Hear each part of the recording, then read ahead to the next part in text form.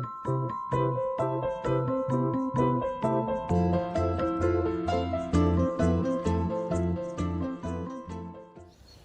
guys! A lot of you are starting to put things in the ground. It's a wonderful time of year to do that. It's April 2nd in South Carolina. It's a beautiful day. Spring is here.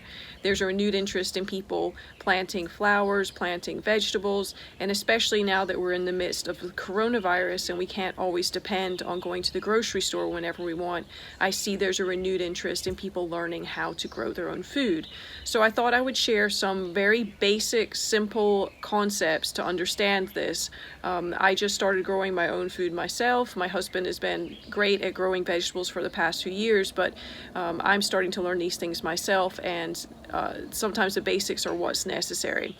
So in order for any plant to thrive and survive, it needs three things. It needs, first of all, it needs sun. Second, it needs healthy soil. And third, it needs water. And that's not in order of priority. But if a plant doesn't get sun, it's not going to grow. If it doesn't have healthy soil to feed itself, it's not going to survive and thrive. And if it doesn't get water, it's going to shrivel up and die. So in this video, I'm going to tell you a little bit about sun and why it's important, and how to understand where to place your plants and your vegetables in order to make sure that the sun aspect is covered. Why do the plants need sun? Any plant. They need sun in order to photosynthesize, and that is how a plant feeds itself. It creates energy by using the sun and chlorophyll. And if it can't create energy, just like a human, if it doesn't eat, it's not going to grow, it's not going to survive. And especially vegetables, it needs a lot of energy to create fruit and vegetables. That's a very energy intensive task. And so if your vegetables aren't getting adequate sun, they're just not going to produce. So I'm going to show you a real world example of two plants, one that got a lot of sun and then one that doesn't get as much sun, and you'll see the difference very, very visibly. And then I'm going to show you how to figure out where the sun is going to shine, so that you know where to place your plants. So this is the first plant I want to show you. This is a loropeplum bush. This was bought in 2014. It gets a lot of sun. You see it's a little bit in the shadow right now. It's about 3:30 in the afternoon.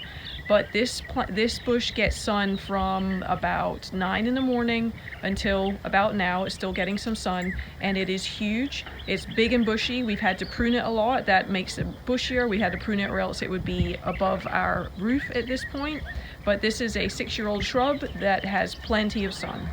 So this is our second loropeplum. This was bought at exactly the same time in 2014 as the other one I just showed you. They were both exactly the same size. Really the only difference is where they are on the house. This is on the side corner of our house. It doesn't get morning sun. It gets shaded in the afternoon by our neighbor's trees. This bush hasn't been pruned at all. You can see it's reaching out. Its leaves are trying to get whatever little bit of sun it can get. But I think that's a really good real world example of the difference between a plant getting sun and then a plant that doesn't get as much. For this exercise, you need to face south if you're in the northern hemisphere. If you're in the southern hemisphere, you face north, and we're going to move our arms in the arc of the sun. First in the winter sun path, and second for the summer sun path.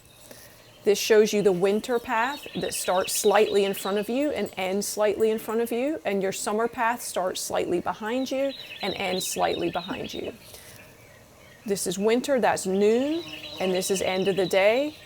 For summer, start behind you, go up overhead, noon, and then end slightly behind you. So doing this exercise with your arms to understand where the sun is at different parts of the year would be the first thing I would do, either before I purchase plants or if I already had plants and I was trying to figure out where to place them in and around my home. You can do this outside obviously, but you can do it inside as well to understand which windows of your house are going to allow the most amount of light in, and also during what parts of the day.